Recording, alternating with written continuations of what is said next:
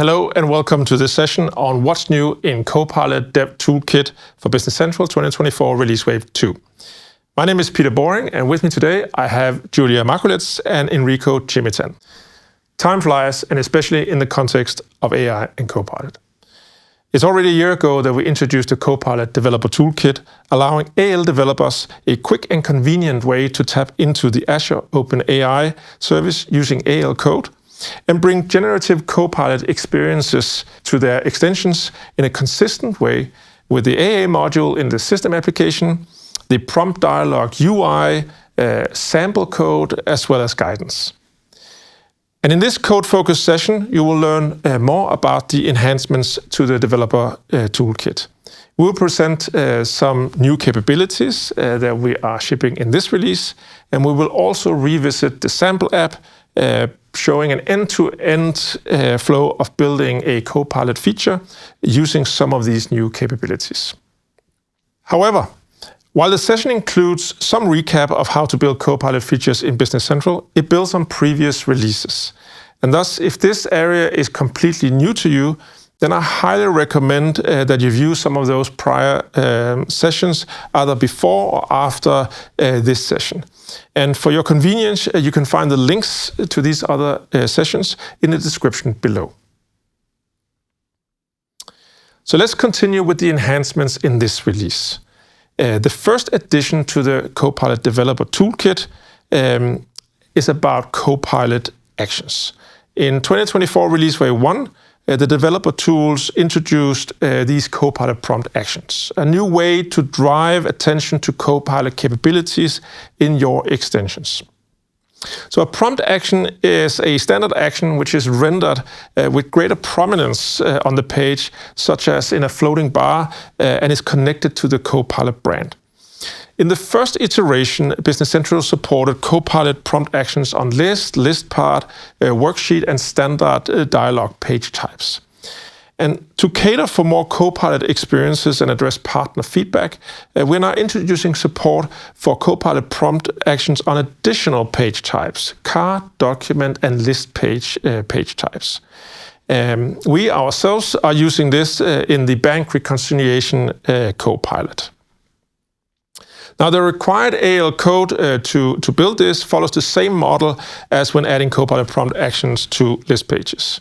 So as an example, here we have added 4 Copilot prompt actions to the customer card via a page extension, where 2 of the Copilot prompt actions are nested in a group.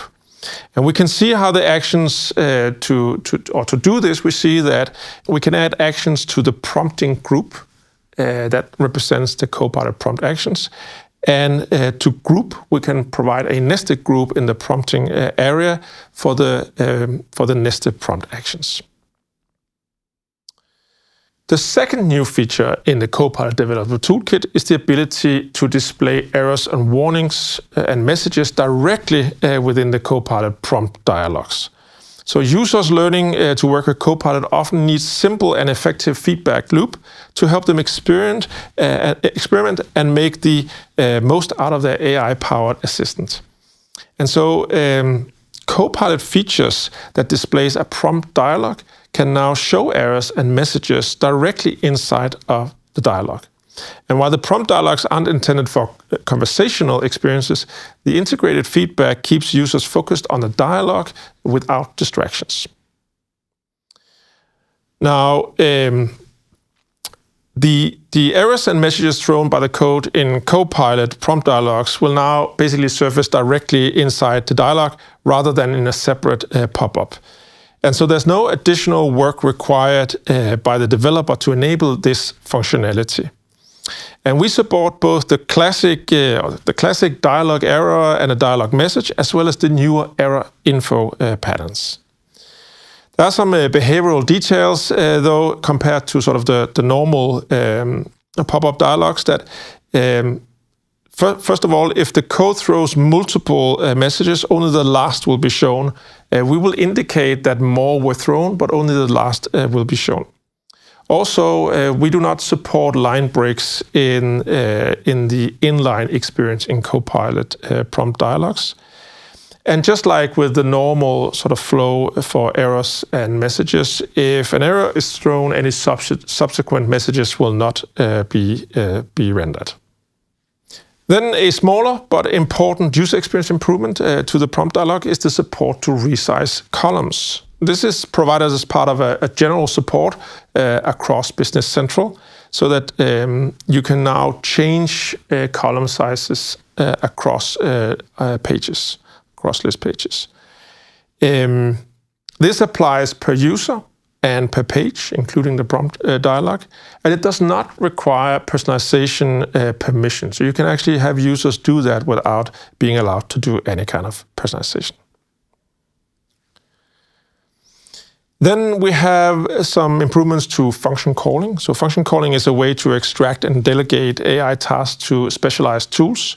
That could be, for instance, providing a weather forecast for a certain location, date, and time. And so if you have a prompt that asks for that, you can extract that being sort of something to fulfill and call a specialized function to return that. And if you want to learn more about function calling, we had a prior launch event session on extending Copilot using AL code. You will also find a link to this in the description for this session. Now, in this release, we have unblocked parallel function calling so that the model returns the tool calls in one response, and that optimizes the round trips to the LLM. You can now also use a new AL interface for your functions. Again, I have provided a link here, but we will also have that in the description below. Both of these we will talk more about later in this session in the code part. Then we of course have telemetry, and for the last many years we've given you a lot of telemetry options, because telemetry is really good at getting insights about how your product is being used. And now you can actually also get telemetry events from the AI module uptake sent to your application insights, right? So that allows ISVs to track feature usage for their Copilot features built with the Copilot Developer Toolkit, so the AI module in System App. And it will use the application insights connection string that is defined in the app.json manifest of the calling app or extension. Right? And so the way that you enable this is that you, of course, have to provide an app insights connection in your extension, as well as you also have to do a little bit of coding on setting up the telemetry logger. And for both of these things, I added some links, and you will find those in the description below. Now, once you have this telemetry enabled for your Copilot features, you, of course, want to react on them or see the insights. And you can either monitor that yourself, or you can take advantage of the Power BI app that we have available for ISVs, where you can, for instance, use that to track feature usage or feature uptake, or even issues or errors with your features from telemetry. Then, as we talked about, partners can build their third-party Copilot features quickly in Business Central using the Copilot Developer Toolkit. The current approach is then for the partner to bring their own self-managed and dedicated AI resources, right? So basically bring their own Azure OpenAI account, right? And so we are on track to enable managed AI resources so that you do not have to bring your own account. Or for that matter, track usage or cost yourself, manage the deployment, scaling, etc. So that would actually offload a lot of tasks from you, so you can focus on just your Copilot feature. And these managed AI resources, they are currently in private preview.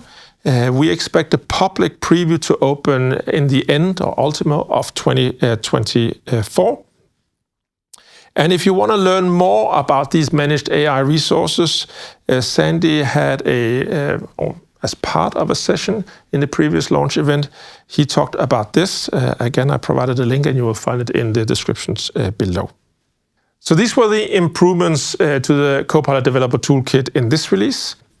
So Julia, can you show how we quickly can build a Copilot feature using some of these new capabilities? Of course. we will build a Copilot extension in Business Central that will suggest as a project. So what exactly will we build today? We will build Suggest Project with Copilot, a Copilot action on Projects page, where the user inputs description of a needed project.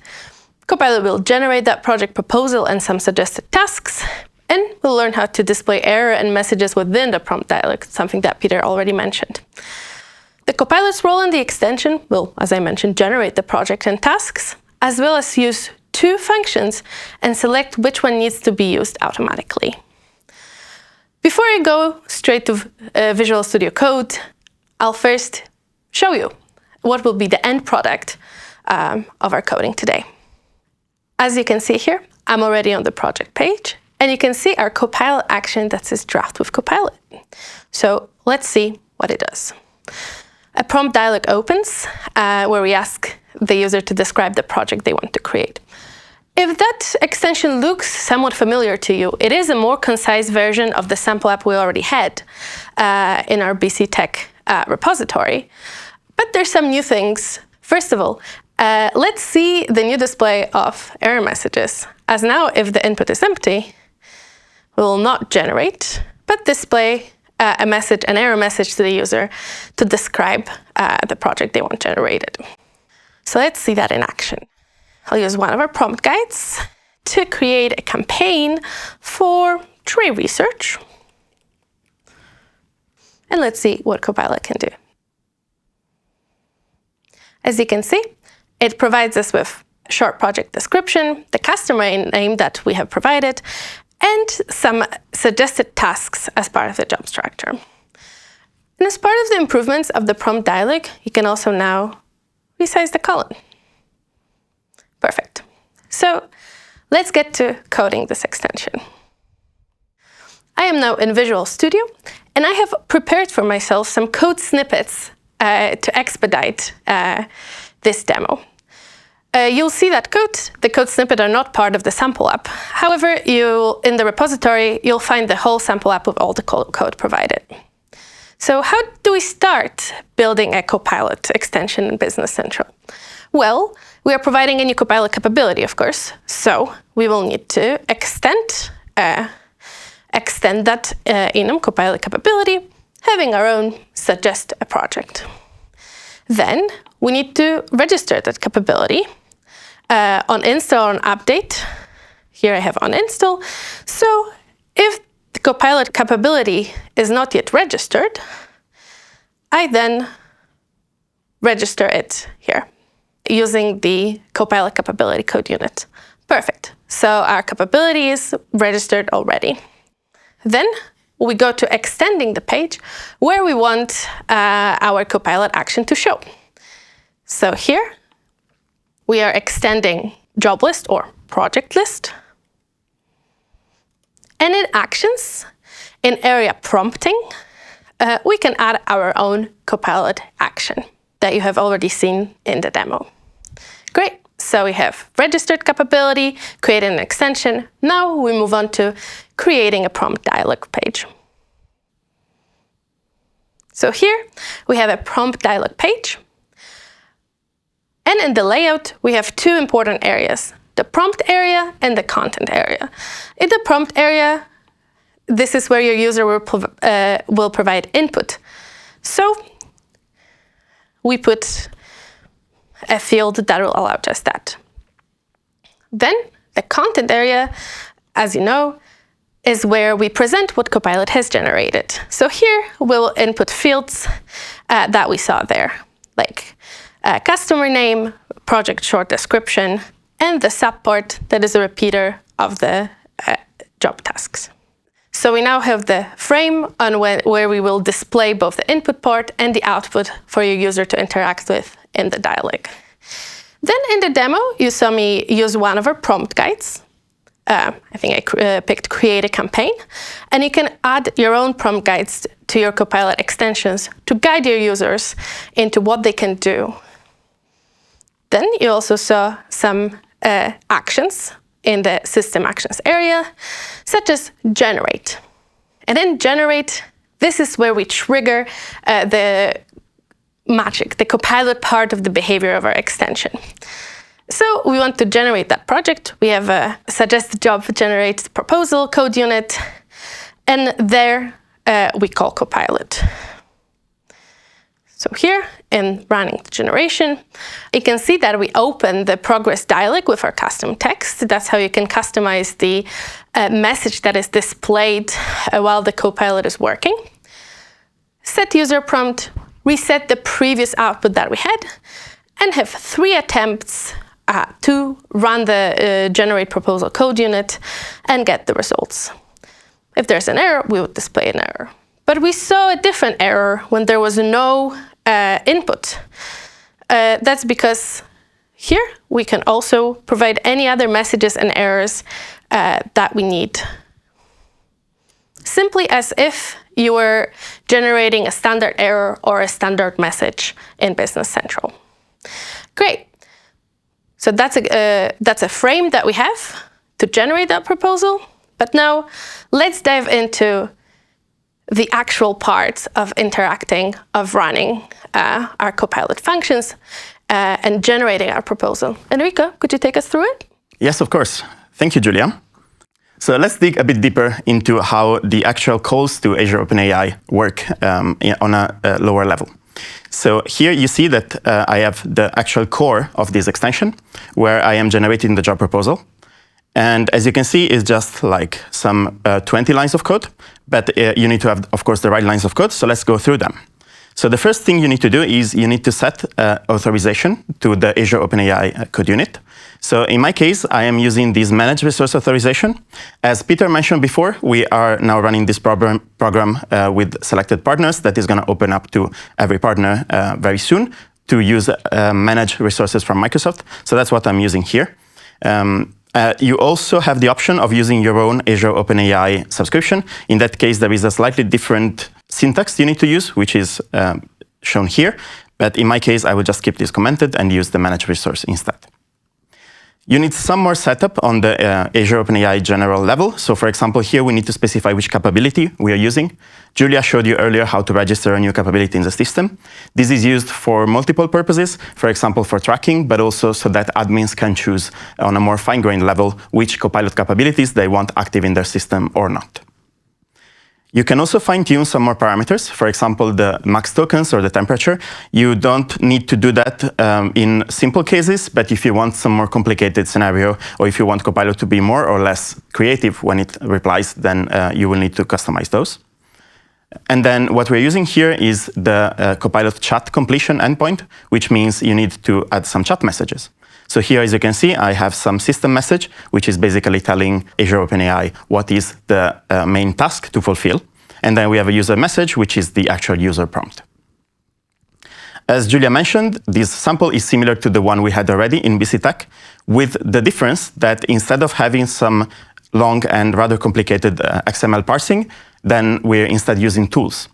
So tools are this very cool feature in Azure OpenAI that we also expose in our toolkit, which allows you basically to specify like client side if you want, or like AL side plugin or function that you can make available for the LLM. So in this case, we have 2 functions or tools that we're adding. They are called suggest job, create job, and create job task. So now Copilot knows that it can call these 2 to basically create a new job or a new job task.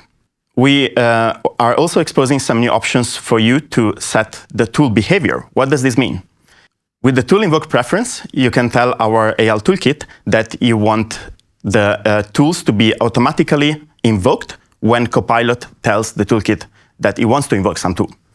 There are other options here. For example, you can set it to manual. That means it's going to be on you as a developer to actually call your tool once Copilot tells you that that's the tool he wants to call. We also have this tool choice, which can limit which tools Copilot can call.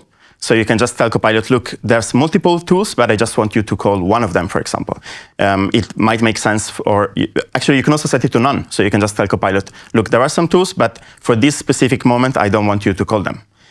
In most of the cases, auto is the option you want, but you might want to fine-tune this as well. And then finally, generate chat completion is where all of the Copilot generation happens, and then you will just get back a response. as you can see at the end here of my function, I am getting back from the function code unit the result. So this is interesting, but let's actually see how, like, what does this mean to get back the result? So let me switch back to the actual function. Now, as you can see, on top here of the file, I am implementing this new interface, which Peter mentioned as well before, which is this AOAI function interface that is in the AL toolkit. So this interface contains 3 functions, which are getPrompt, execute, and getName. You need to implement all 3 of them for your function to be recognized by the AL toolkit. And then you can, of course, have more functions as a normal code unit. So in my case, my suggest job or create job function wants get job specific procedure to get back the result. But the other one I have, which is the job task, we need, for example, to get out the job task. And for your own specific implementation, you might need different functions. And that's totally fine, as long as you have the 3 that are mandated by the interface. Let's have a slightly deeper look on how those functions look like. So the getName is very straightforward. You just need to tell Copilot what's the name of your function. The execute will depend very much on your implementation. In my case, I'm just basically iterating through the temporary record and inserting whatever Copilot tells me to insert. But I think what's more interesting is the getPrompt function. This is where basically you are defining the function as a JSON object, and you are giving that to Copilot. There is a specific format you need to use here. You can easily find it either in our samples or in the documentation. But as you can see here, I am basically giving Copilot a tool and the function definition with its own parameters. So Copilot will know which properties needs to be defined when it tries to call this function. So let's summarize what you just saw in this session. So you saw some Copilot actions available in the new page types, for example, in card pages, as well as in list pages. You also saw from Julia's demo how to display error messages directly inside prompt dialog, as well as normal messages information for the user, and that's just by using the built-in message and error functions. Julia also showed how to resize columns in the prompt dialog. That's also a nice new feature in the client. And also Peter showed you how you can get in application insights some more telemetry about how your users use Copilot features. I showed you some function calling and how you can achieve like some new, cleaner, and nicer code using functions and tools. And that's all. So now you know how to build your extension from ground up. So what do you need to do now?